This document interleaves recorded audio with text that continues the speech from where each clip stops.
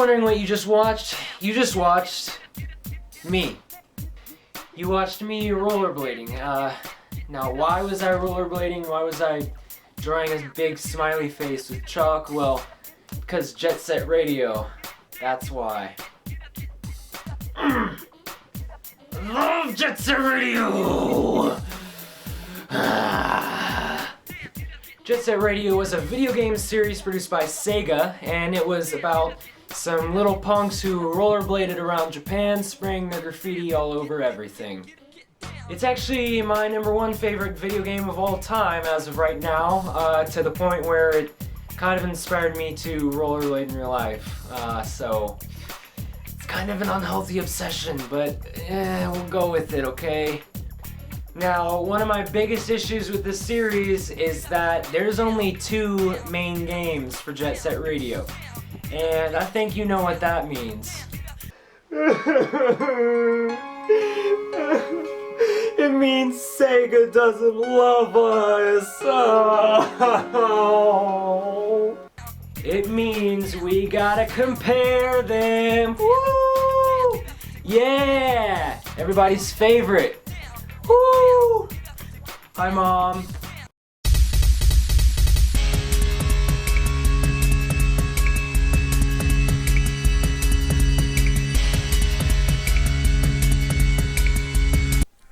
Now, here's how we're going to do this. We're going to go down through several different categories, and I'm going to judge which game is better in each one.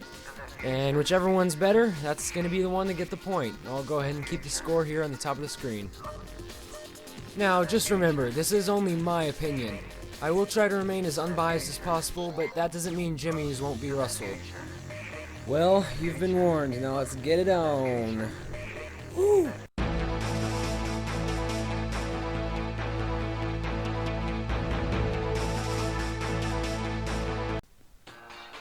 If you've ever seen videos or pictures of this game, you've probably thought something like, dang, what a swell game that looks like. Well, it's probably because of the cel-shaded graphics. Jet Set Radio is the first game to feature this kind of visual style, which makes it pop out and seem so cartoony. I mean, it also helped that the characters themselves were cartoony too. They all wore different kinds of colorful clothes, as well as various other items that helped them stand out from each other. One character me and a lot of my friends like is Combo, since he actually carries around a giant boombox. You know, I really hate to call one game superior to the other in this category though, since it all just sort of comes down to personal preference. I like Korn from Jet Set Radio Future better than his Jet Set Radio equivalent Tab. At the same time, I prefer the Jet Set Radio version of Gum to Jet Set Radio Future Gum. I like both versions of Soda and Slate, and I hate both versions of Yo-Yo! To be honest, it all just comes down to whether you prefer the more realistic and Japanese Jet Set Radio, or the futuristic sci-fi Jet Set Radio Future. You know, I honestly prefer the style of Jet Set Radio overall, but I really do love them both, so I gotta give half a point to each game in this category.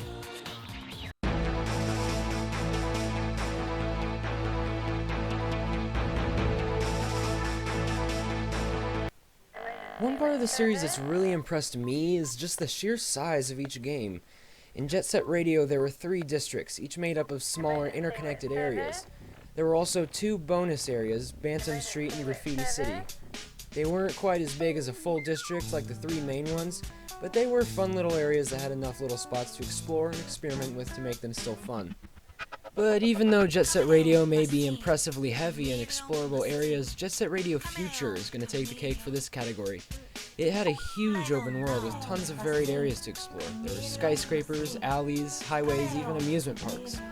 They all connected, and you can go around to wherever you wanted and just skate.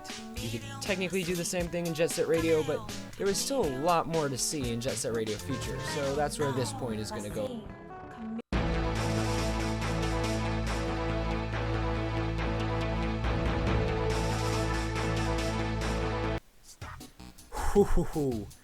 Alright, now this is where Jet Set Radio Future drops off a bit. While Jet Set Radio Future may have more areas to explore, Jet Set Radio has the better level design. Now, don't get me wrong, some of the level design in Jet Set Radio Future is fantastic. I absolutely love Shibuya Bus Terminal. That place is fantastic. Now, what I don't like is several things. The extremely linear levels that don't have much exploration value, such as Dogenzaka Hill, Highway Zero, and parts of Chuo Street. I also am not a huge fan of the areas that are so big that you can't navigate them properly. I'm mostly referring to the skyscraper district here. I mean, I honestly have no idea where I am without looking at the map, and even then I'm still really confused. There really aren't a whole lot of interesting landmarks going around to help you see where you are. But what really rustles my jimmies are the long grinds. Good lord, these totally kill me. In Jet Set Radio, grinding never lasted long. You always had to hop over to another rail or something to continue your points combo. This was good because the player was always engaged. In Jet Set Radio Future, the player is not always engaged because they hop onto a railing and just press X, X, X, X, X in order to do tricks and continue their grind. While that may be reasonable on shorter rails, there were way too many long rails. Now, when I say long rails, I'm referring to the ones lining the streets of Dogenzaka Hill, the telephone wires that are littered all over Tokyo, and of course, the horrible, unholy dragon statue of 99th Street.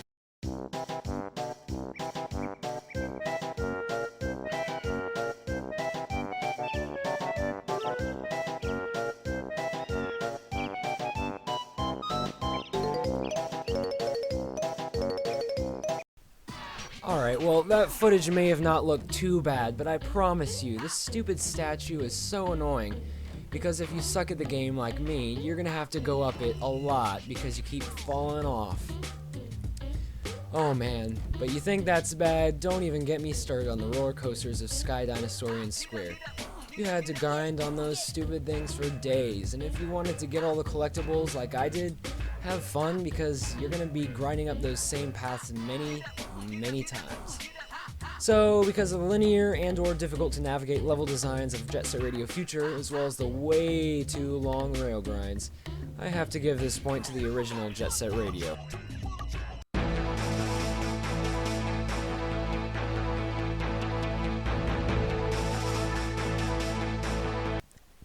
This series had huge inspiration from arcade games. Both games featured high score tables for players to test their skills and see how they could improve their skating abilities. We'll start off with Jet Set Radio. Points can be acquired by grinding, doing tricks, spraying graffiti, and then the time bonus at the end. These are all fine and dandy except for the timer. While I personally don't have too big of an issue with the timer, it can be a bit frustrating when you want to try taking it easy and going at your own pace. If the timer runs out, the level has failed and you have to start over from the very beginning. The timer is there in every level and every game mode, constantly applying the pressure to push forward and spray your last few graffiti tags. Now, on the other hand, for Jet Set Radio Future, the timer is gone for the main free roam mode. Instead, it's only there for the trial run, which is where you go to score your points. While graffiti mode is fun, where it times how fast you spray the graffiti all over the specific area, scoring you based on your time since it counts up, trick mode is what gets me. In trick mode, you have to do as many tricks as possible to get as many points as possible, and get the highest score by the time the timer runs out. The problem is what I call the special rails. In each level, there's always one or two special rails that give you way more points than all the others. The only way to get the high score is to find this special rail and grind up and down it repeatedly for 5 minutes until the timer runs out. This gets really tedious really fast, and I much prefer the original Jet Set Radio's method of scoring, where you have to go around wherever you want. There are specific areas that are easier to rack up combos in, but they aren't required to get the high score. Even then, there's tons of these nice areas scattered all over the cities. This sort of goes back to level design, where you can rack up some nice combos almost anywhere. Anyways, I'm gonna have to give half a point to each here. Jet Set Radio Future may have a worse scoring system, but it isn't really super important since it isn't part of the main game and it's only in one game mode.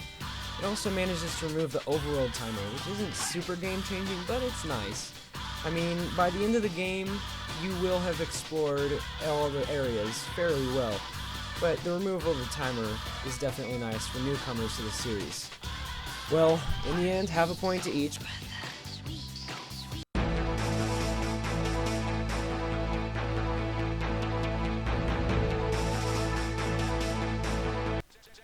Hoo-hoo, golly OG, what a note to end on. One more combo! That ain't Falco! That ain't Falco! Oh! If you've ever heard of the Jet Set Radio series, chances are it was something about the soundtrack. The music for this series is legendary because of how funky yet unique each song is. Hideki Naganuma, the composer for this game, as well as my favorite music artist at the moment, used a crap ton of sampling to produce a kind of music style that no one had ever heard before.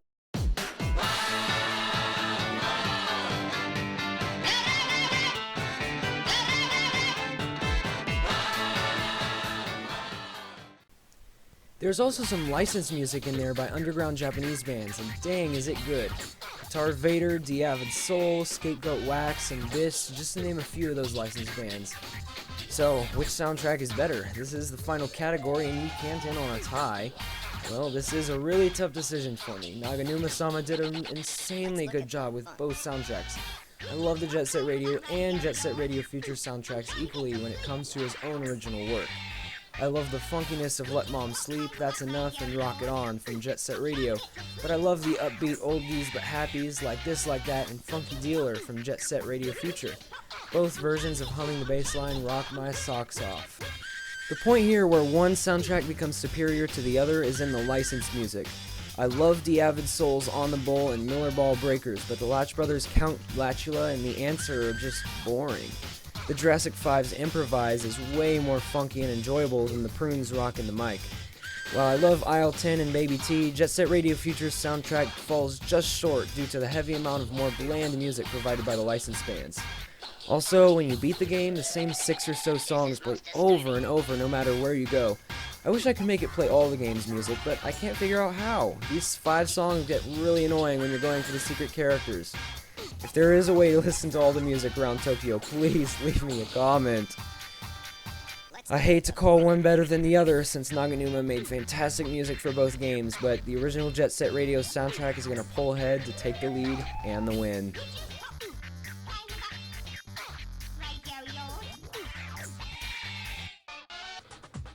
Man, I really love both of these games and the series as a whole, but in order for it to continue and live on, hint, hint, it's just got to be criticized so that it can be improved. Now, neither game is perfect, but I feel like the original Jet Set Radio is just a little bit better than its sequel. But honestly, both games are fantastic, and I really truly recommend you check one or both of them out. If you want, there will be a link to buy the original Jet Set Radio on Steam. It's only $5. Now as for a Steam version of Jet Set Radio Future, I'm afraid we aren't quite as lucky, because that game was only made on the original Xbox and it's never really been ported. So if you want to get your paws on a copy, you'll have to get an original Xbox. It's worth it, but it's a little difficult. Anyways, thank you so much for watching, and I'll see you guys next time. Bye-bye! Hey guys, I just want to say thank you so much for watching. I am sorry I'm not having a very solid upload schedule, because it's my senior year of high school, you know, I'm really busy, but I haven't left YouTube, I just not really able to get out a solid schedule yet, so sorry about that guys. Be sure to subscribe, leave a like if you enjoyed, and I'll see you guys next time.